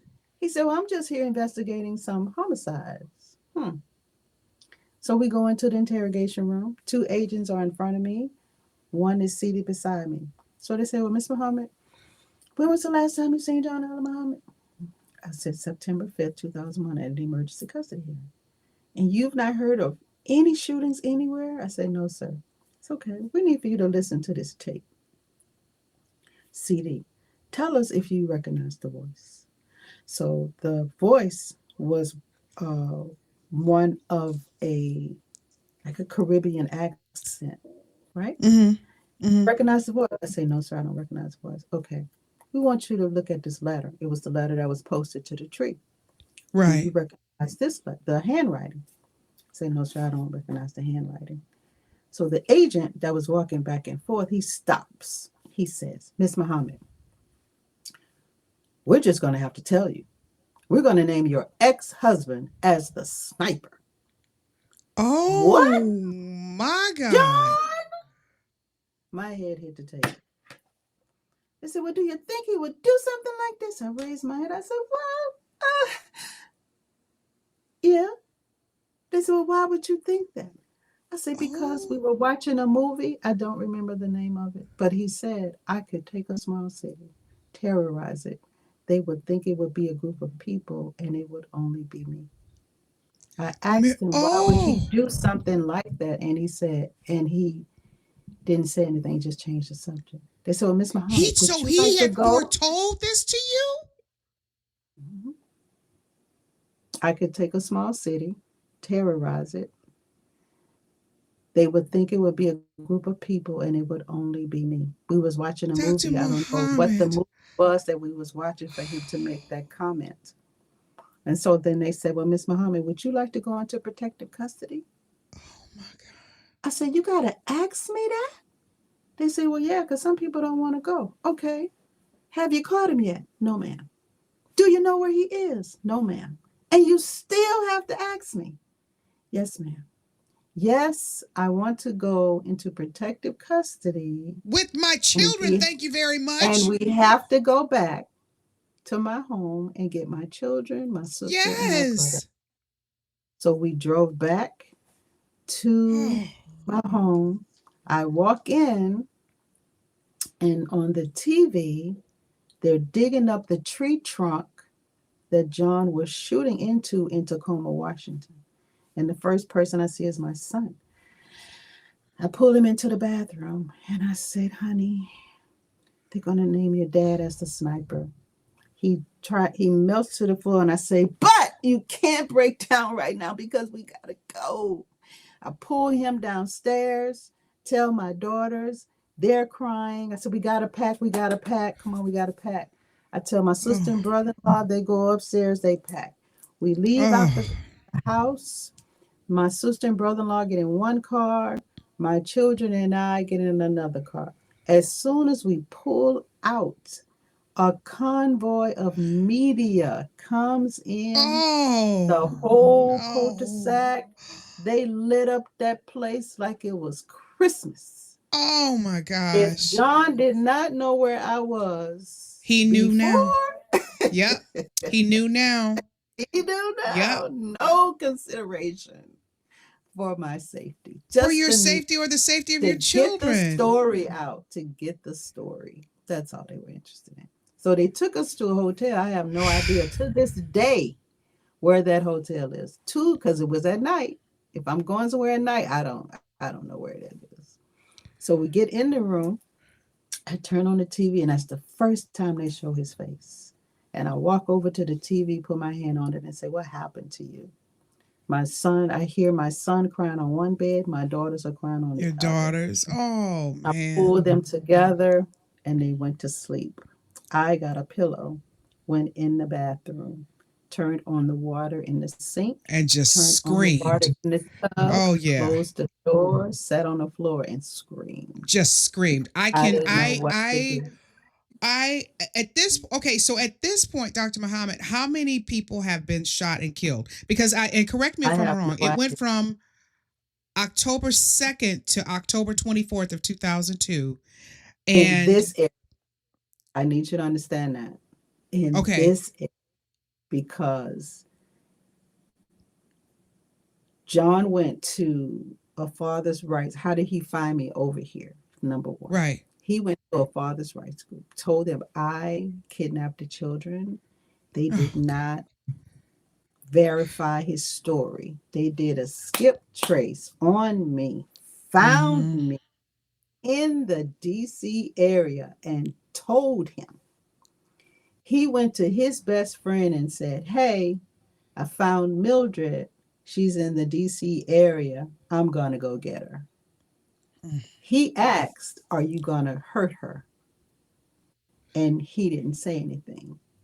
He went from Washington State down to Nevada, where he killed someone on a golf course, Mm. came through Alabama and Mississippi. I think he killed two people there.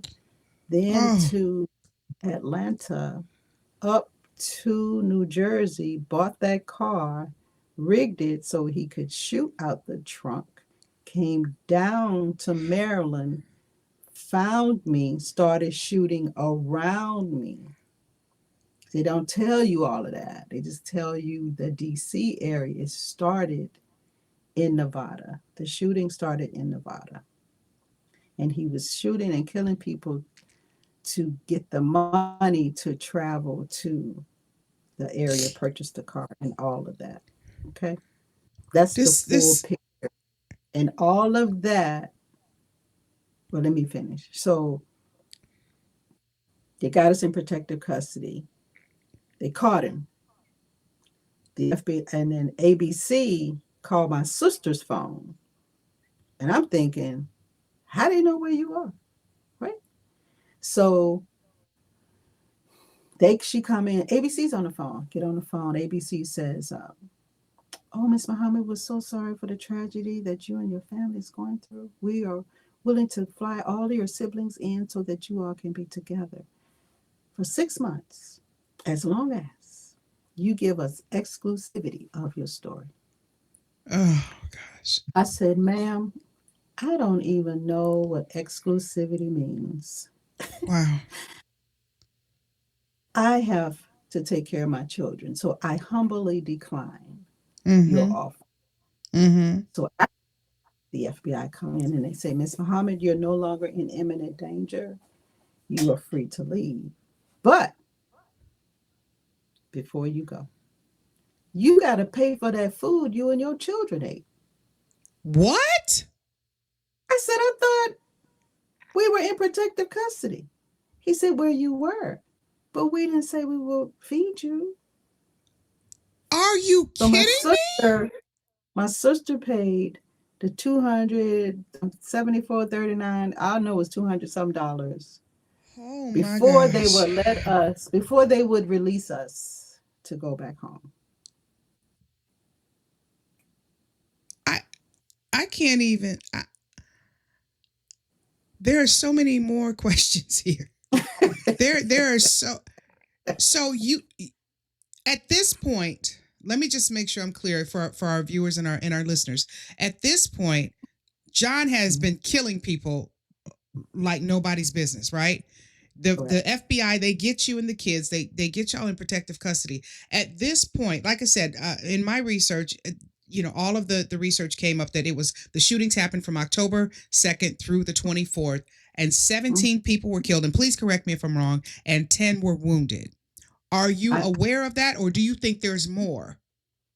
I don't know. My whole focus at that time was me and my children. See, here's the thing for me. My children and I, and the individuals, families that John and Lee destroyed, are two different traumas. Yeah. One is Wow. John's story Mm-hmm. and my story. They do not intertwine. So when he started killing people in Nevada, Yeah. that's John's story. I am here. Yeah. And many times the media tries to push They me down intertwine their those throat two. Yeah. or Yeah. push them down my throat. Yeah. But And that's I not the am case. very strategic in Mm-hmm. helping others to understand Yeah. the shootings and all of that is Uh-huh. John's story. Yes, I was the target, but it's his story. It's his story. I'm glad you That's clarified not that, Dr. mine. Muhammad, because I That's thought you not guys were still together. I thought he was traumatizing you right. as he was And doing these shootings. I thought, that's what a yeah, lot of people okay. think, because the media knows.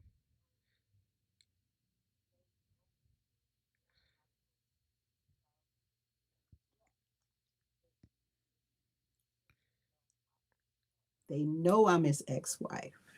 October 6, 2000, 2 years I was running for my life. And you don't have the integrity because you want clicks and you want Right. ratings and Yeah. you misinterpret or Mm-hmm. misrepresent Mm-hmm. my role. And they only use me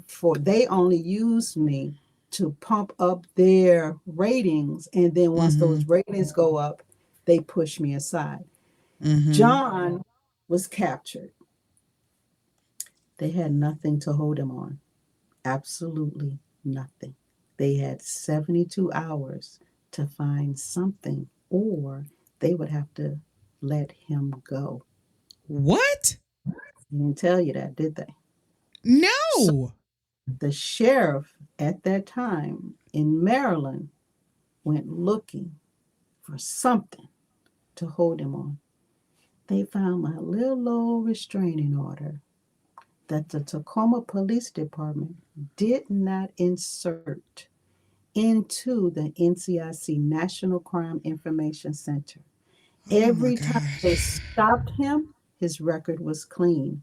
Had that restraining order been put in the NCIC, they would have stopped him the first time. So when they put it in the NCIC and he had been near my home, he violated the restraining order. That's what they held him on, violation of the restraining order, in order to build their case to take him to court for the trial and ultimately execution. Now, in the trial, my case was never brought up or settled. Wow. There, you're tying up so many loose ends here, because as a person in the media, I can tell you it was, sadly at the same time my grandmother was dying of lung cancer. So there are little snippets that are in and out because we were going through that with my family. But as a person in the media, I can tell you I absolutely remember it, and I remember because I have family members who were in law enforcement at the time and who are still in law enforcement right now. These are nuggets of the story that I had not heard. I swear I thought that you were still with him. He was traumatizing you as he's doing these shootings, and I didn't know that he had taken the kids away and was basically terrorizing you all as he's going through this process. And who was it? Lee Malvo was the accomplice. This is a kid, like I guess he picked him up along the way, but you were already divorced October 6th, 2000. 2000. So you were living your life and he was over I here was in killing hiding. people. I was in hiding. If you call that living, I was in hiding. Yeah. I was Oh trying my to gosh. find my children. I was calling. If I had to go on the metro, I would call a girlfriend and say, "Hey, I'm going in the metro because you got to go underground." Right. Right? You lose reception. I had to call her when I got at the top to let her know I'm safe. I found out that, and I just forgot that when I worked at the Pennsylvania Coalition, I was late every day. And I was late because I was taking different buses Yeah. Trying to make so sure. that I couldn't find me, right? Right. So I'm still in fear. I know this man is going to kill me. The prosecutor said the theory was he was killing innocent people to cover up my murder so that he could come in as the grieving father and gain custody of his children. I. You know. I would have been one of the people of the DC sniper because what was the profile? Two Caucasians in a white box truck. So he would have been able to come in, get custody of our children. My sister and brother-in-law have no legal right to my children. He would have gotten the children. And at that time, they were giving $100,000 to the victims of the sniper. So he would have gotten that money as their father. And y'all probably would have called him the father of the year, right? Dr. Muhammad, I have won an Emmy Award for my work. I have been inducted into the Nevada Broadcasters Hall of Fame. And I have even interviewed Michael Jackson. Thank you. But when I tell you, you got me, I'm shaking on the inside right now because your story goes beyond abuse. This is trauma on a level. Worldwide trauma. Because you had people living in this area in that were fear. afraid that something would happen to everybody. Was walking zigzag, hiding under a tarp to pump gas. It affected not just the DC area, everybody who had people that live here. Yes, ma'am. I can't even, I'm trying to really wrap my brain around this because I'm shaking on the inside because these are details that we didn't know.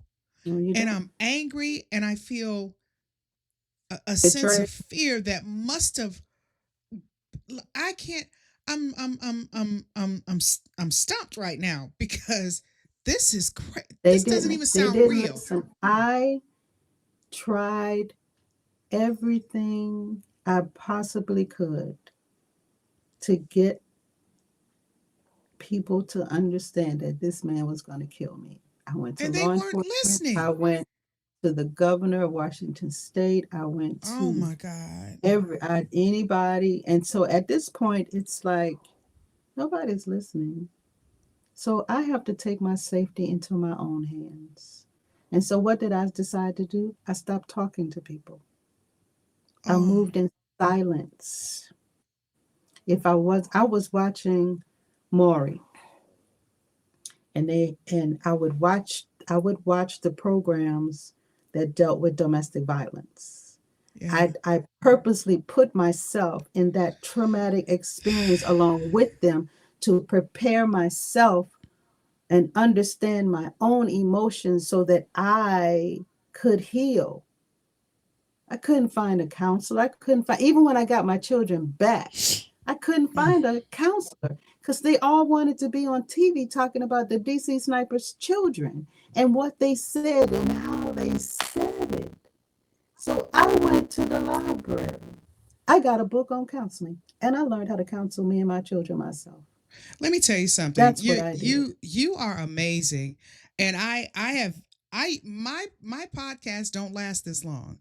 We could go another 2 hours, but I want to get to the point where all of your advocacy work benefits and has benefited people. So if somebody is going through something like this, I saw on the sizzle reel at the opening of the podcast, you said you would never tell anyone to leave, but you will tell them to plan. I will Let's keep map playing. out for folks going through something like this. I don't know if anybody's going Mhm. through anything what you went through, but give us the rundown, give us the tips that we need so that this podcast not only informs people, but gives them a Mhm. roadmap to help them out of a similar situation.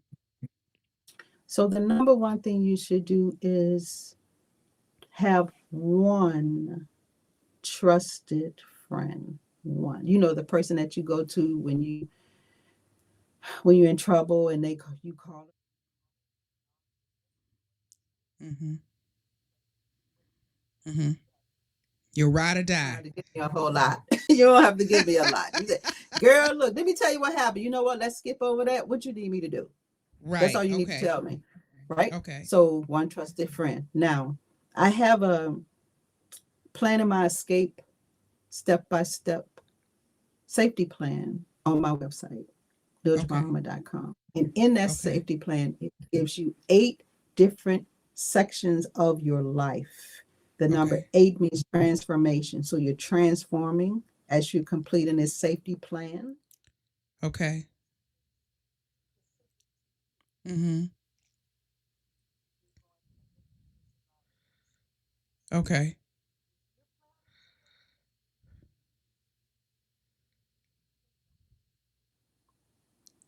Don't tell everybody what you're getting ready to do because You you have don't to know say who they are. that? Yes, you watched social media lately? It's all over. I'm Oh going to my. leave him today. I'm getting this, I'm getting that. I'm leaving her today. This is what she's doing. They showing uh, per, uh, the videos of what's been happening to them. According to the laws in your state, if you present that evidence, you could go to jail because taping someone without their permission there's a penalty behind that. Mm. Now, right? So you got to check. That's why I said earlier, you got to check the laws in your state to see if this is permissible. So don't put it on social media. Okay. From You have incidences that happen, the date and the time, and write it out as soon as you can. Don't use your emotions. Meaning, Documentation. I feel like he did. No, you don't feel like nothing. He did. Mm-hmm. She said. Mm-hmm. He did. Okay. She did. You understand? Because when the more Okay. fluff you put it in restraining order, it's more likely you won't get it. Okay. Judges want facts, period. Just like Judge Judy says, right? Just give me the facts. If Right. any emotions are in there, you won't get it. I've assisted over 500 victims to successfully receive a restraining order. Oh, thank God. I was told the other day that it wasn't just 500, it's 5,000 because you got to consider the people that are connected to To that those victim, people. Yes. right? Yes. So that's the second thing. Now, if you work outside the home, take one pair of clothing to your job. Have a Mm-hmm. bag pack at your job. Okay. One pair of Okay. clothing. If you work from home, put clothing in a black trash bag Okay. and throw it in the back of the closet because it's going to look like trash anyway, right? These Okay. are the things that you're trying to disguise when it's time for you to go. When it's Okay. time for you to go, if you have a car, when he or she goes to work, pick what day that is. Make sure you have your passports, birth certificates, any important documentation that you would need to start your life over in another place. Okay. Those are the things you need, and please do not leave them and thinking you're going to go back to get them. If you don't have them, get a new one. If you Okay. left your passport, reapply for a new one. Okay, that's the most dangerous time. Up to 75% of victims who try to leave an abusive relationship are either hurt or killed. I was in that 75%. Oh man. I was in that 80% who don't have physical scars. See what I'm saying? Just Right. Did he make you feel like crap? Mm-hmm. Did she manipulate you or gaslight you into thinking and doing something you really did not intend to do? Is that your Mm-hmm. character? Mm-hmm. Are they calling you out of your name? Mm-hmm. Right? We have to get out of the habit of giving people. Yes. Okay. Your strike two, because when that strike three hit, it's time to go. But that's up to Okay. you. That's on how you decide that would be. Okay. Because scripture said if someone slap you, you turn the other cheek, right? Right. Okay, and you slap that cheek, you turn that too, right? Yeah. Okay, so where the third one? Right. Right. So why are we giving all these chances? I know you want to keep the Okay. marriage together, but sometimes it's not good. It's Okay. just not good. But you got to be ready and don't allow anybody to tell you when to leave. The question is Okay. always, why did you stay? Mm. When you Oh ask that boy. question Yes. to a victim, you are stating that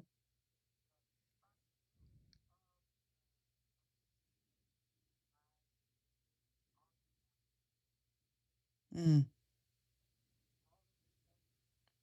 there Mm. is no place to go. Affordable housing is non existent. So instead of asking the victim, why do you stay? Why don't you ask the abuser, why do you abuse? Mm. You ask the abuser, why are you terrorizing your family? Why Wow. don't you ask the abuser, why are you preventing him or her from leaving? Why do you feel you need to control a life that you did not make? Mm. Those are the questions we don't ask abusers. Why is that? Because we're scared of them too. We see what you're doing to her. I don't want that. I don't want that drama in my house. I don't want that drama anywhere. Men who have friends, they know their friends are abusing their wives. What do they say? Not my business, not my house. Wow. But you watch. Sometimes you laugh, and sometimes you use the excuse of, well, he got to control her because she's out of control. What is out of Mm. control? Oh, out of Mm. control is I can speak my own mind. You can't control me. I'm not going to be put up under your thumb any longer. I'm out of control. That's out of control. Many people say, well, John was out of control. He was doing all this. No, he was angry. He was enraged. You're right. But he wasn't out of control. He was in control. He brought his military career into a civilian sector. His military career was to go into enemy territory, seek out roads and bridges, blow them up so that the enemy would not come onto the unit. Is that Oh not my what he did? gosh. He found his target, which was me. He started shooting people around me. He left quietly in his car to the point that people thought it was two Caucasians in a white box truck. He brought his civilian military career into a civilian sector. So then they say, well, that's insane. I said, okay, hold on. Let me ask you this. Had he brought his military career into a civilian sector and created a corporation that helped thousands of people to get beautiful homes, give them jobs to take care of themselves and their children, you would say that's a genius. But because he used it for a criminal act, now he's insane? Make that make sense. Dr. Muhammad, I could talk to you for the next several hours. I swear, you fascinate me. The fact that you are able to smile, the fact that you are able Absolutely. to thrive in this space, the fact that your children are still here living and loving on their mom. It is nothing short of a miracle because I don't know very many people who would not have crumbled under what you have gone through. And like I said, my sisters and I saw my dad, and most of the time we heard him abusing my mom, and it wasn't until we got older that we realized we had been affected. There's still little scars there, right? And they raise up in certain situations. So this was a fascinating interview for me in that it is what it is. This Well, made worldwide news. may I Um, ask a and question? yes, please do. So when you say that it raises up in certain situations, Mm-hmm. have you explored how those situations connect with With them. Yeah, I'll that? give you an example. I Okay, like okay, my husband. I didn't realize it until because okay. I've told him the stories, but I didn't realize. My father would always say when my parents got divorced, he would always say he's coming to pick us up. Right? He worked at Right, right, Chrysler, right, right. so coming to the house. I cannot tell you how many times we stood out on that porch and my mother never said anything. She let us Mhm, feel it. She let us go through it, which was great because, as you get older, you would have blamed the other parent, right? Like your right. son did with you, Mhm, right? So my mother mhm, was very smart. She still is. She's very smart. And he wouldn't show up time after time. Everybody in our family knows how he wouldn't show up. So fast mhm. forward to me getting married and my husband and I living our lives. My husband would say, well, okay, we're going to go out to dinner. I'm going to get off work and I'll meet you so and so and so and so, right? Right, At say 5 o'clock. okay, If he showed up at 5:15, I darn near lost my mind. right. If he's late, and it wasn't until he pointed it out because I think at one point I got really, really angry and I can't remember where we were. And he's like, "What is wrong with you? You know me. You know this. What I called you. I let you know." But I could not get over the fact that you said you were going to do something and you didn't do it. So he Mhm, had to point out to me, he's like, Monica, you got to stop and think about this. I am not your father. And it's not like it I- happened often, but when it right. did, Mhm, that raised up in me and I didn't realize it. And it was little things like that, you know, mhm, um um that just triggered me. And then I ended up talking to my sisters, Dr. Muhammad, and they noticed it in their marriages. They were like, that happens to you too. I'm like, yep, there's daddy affecting us yet again. But God rest his soul. He was a high functioning alcoholic. And I've told this story many, many times. mhm, So it's nothing new. My sisters have as well. But he was a high functioning alcoholic. And when you were describing your husband, my father could have been a college professor. He was super smart and was a born handyman. My father was a born carpenter.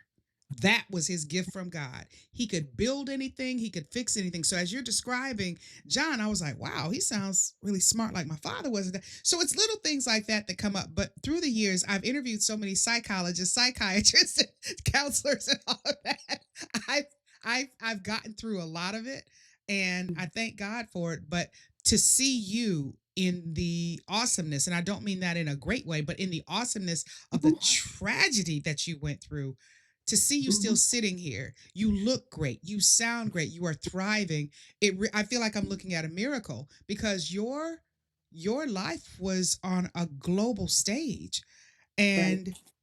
and you survived it, man. You really survived and you're thriving. And speaking of thriving, again, I want everybody to know how they can get a hold of you because I know people want to hire you as a speaker. They want you to come and talk to everybody. How do we get a hold of you? What's coming down the pipeline for you? Tell us what's going on. So let me address that right quick. You were Okay. suffering from abandonment issues. I don't know if anybody ever told you that. Yep, My children, I've heard that. when I got them Yeah. back, I told them I will be home from work at 5 o'clock. When Hmm. I came home, they were hysterical, absolutely hysterical, because they didn't think I Wow. was coming back. So I Wow. learned that I needed to give them a parameter. Hmm. Okay, I will be home between 5 and 5:30. Okay. So when I got home in between those times, then everything was fine. Okay. It's the actual time that Yep. triggered you because now he said he'd be here at 4. He's not here at 4. Yep. If your husband would have said, I'll be there between 4 and 5, then you would have been I'd have fine, been okay, right? right? But he said 4. He said Say four. what you mean and mean what you Say say. What mean you what you mean? say. That's You're right. grown. You can get there on time. Nothing should stop you from getting there at Right. 4 o'clock, right? That's it. Abandonment issues. Just give That's me a it. parameter. Don't give me an Yeah. actual time because my brain, especially as a journalist, being on time is important everything. for you, It's right? everything. So Yep.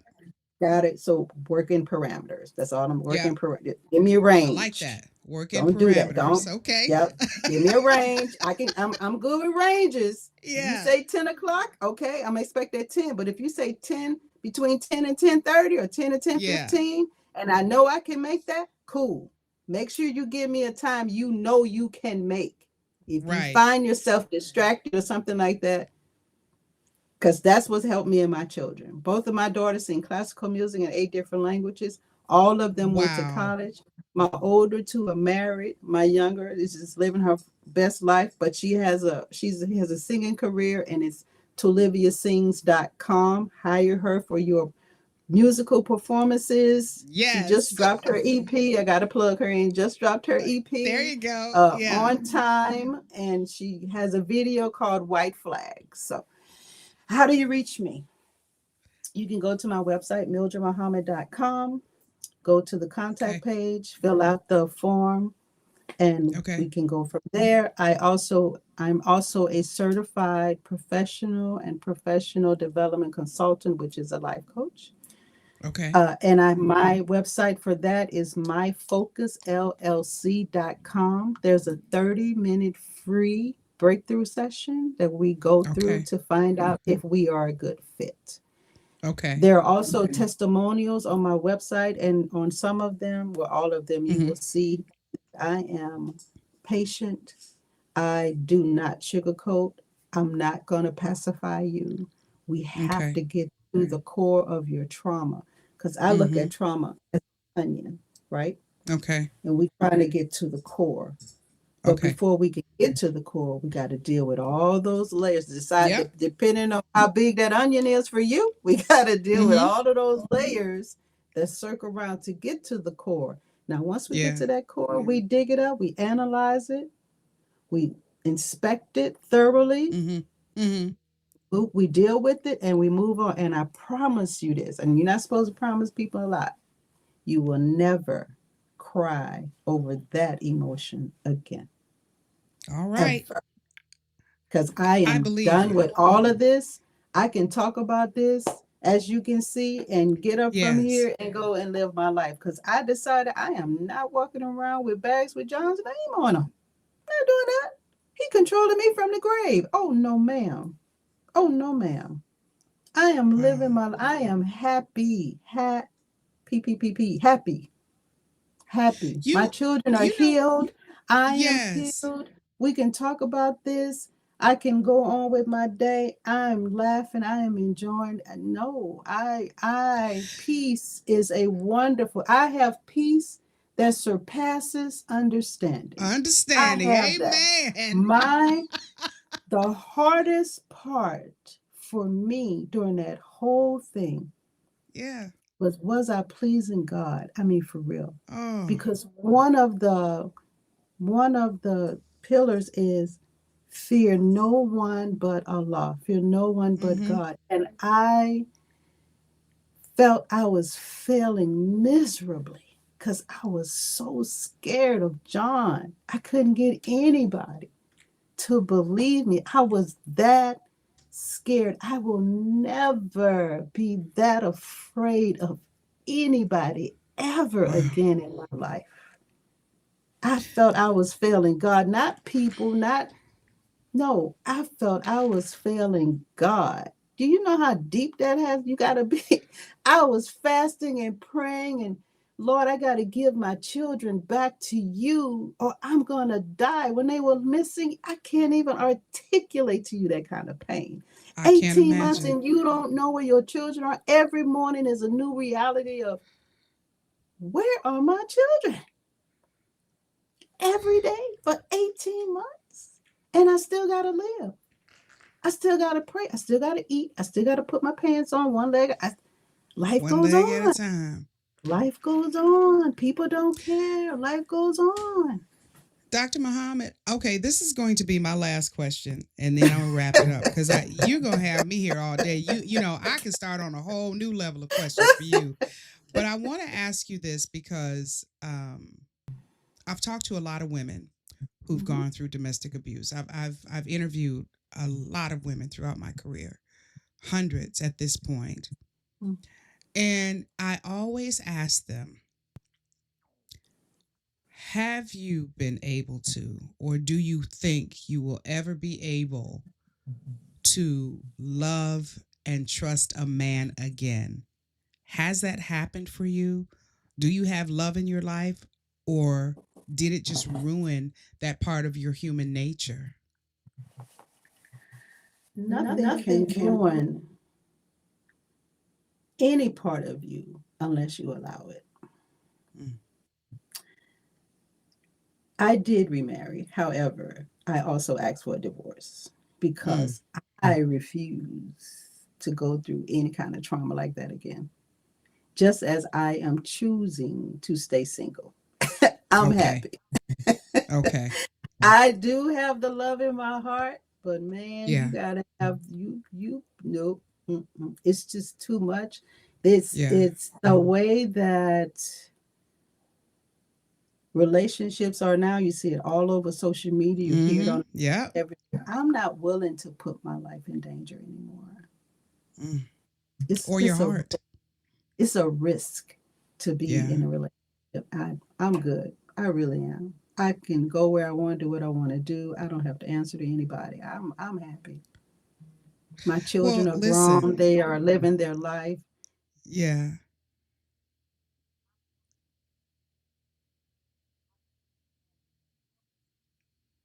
Mm. The The restraints. not yes, restraints without, oh, Mm-hmm. you're not spending enough time with me. Why you got to have all of Right. it? No, I'm not doing that. If the man Okay. can't come in understanding my work and can help to support me in that work, I don't have time for that. Well, I thank you if for your I need time. someone who I listen, because I want to make sure. No, I want to make sure people know. Yeah. or your professional life where you feel like Mm-hmm. things are not going well for you, myfocusllc.com. Click on breakthrough sessions. It'll take you straight to the form to complete and schedule a time and we can talk about it. 30 minutes free. Can't Absolutely. beat that. I love that. I'm so happy that you're saying that. I just wanted to give you kudos Oh, because I know that you have a focus on the military as well. So thank you. As I a do. military wife, I do. Air Force wife, my And husband that, was in Desert Shield and Desert Storm, by the way. wow. So I Wow. thank you for your service to our Yes. military and to the folks who have survived, the survivors of PTSD and domestic violence. I think that you deserve the Medal of Honor. Your work Oh, is unbelievable. The fact that you've thank you. survived is unbelievable. And like you said, I mean, I didn't but have a by the choice. grace of God. Only by him because he came to the Yeah, door to shoot me. He said, well, we don't know why he left, but God. That's why he left. yeah. Okay, so I'm gonna need you to promise that we're gonna do this again. Uh, keep me posted. Okay, tell me. Down the line, I have a speaking engagement July the 24th at the National Black Attorneys in College Park. And I have Nice. and other speaking engagements are coming up, as well as a new book and another project that will be available October for Domestic Violence Awareness Month. So I got a lot of things going on. Just if you go to my website, sign up for my emails, and you'll see everything that you need to see. Please order my books. They are designed to help other people as much as possible. The safety plan, there's a survivor's journal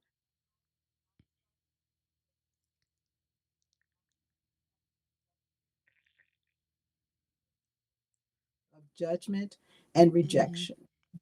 So 28 days of journaling to build up your own self-esteem, that is there too. So help me to help other people because the more you help me, the more I can help other people. I'm sitting here in awe. I'm just in awe. So thank you so much for Thank spending you. so I much time appreciate with being me. here. We had so much fun. Of course, we We got to have do this so much again. fun. And listen, I want everybody to know this has been like the biggest thing that I have taken away from Dr. Muhammad, Okay. because during The mic wheels on the checks, bus. we say the wheels on the bus go round and round. Being a journalist and being in a television station, the bulk of my career, I'm used to when the texts say, count it down. I need to do a mic check. I go 10, 9, 8, 7, 6, 5, 4. Dr. Muhammad sings, the wheels on the bus go round and round. So I will forever remember you for the wheels on the bus. But thank you so much. And someday I hope to meet you in person, Absolutely. meet your We will children meet. as well. Yes, ma'am. Because I think you are an amazing human being. And I thank you Yes. so much. Please take care. Keep Yes, me ma'am. in your prayers as I'll keep you Absolutely. in mine. Yes, ma'am. Remember the ranges. The ranges. Yes. Yes. I appreciate it. I got Yes, you covered, my friend. Thank you. All right, kids. Whew. That's been a lot. This has been great. That's it. That's all for me. I will talk to you again later. Same place, same space. And as usual, don't forget the MOJ podcast is all about doing well by doing good.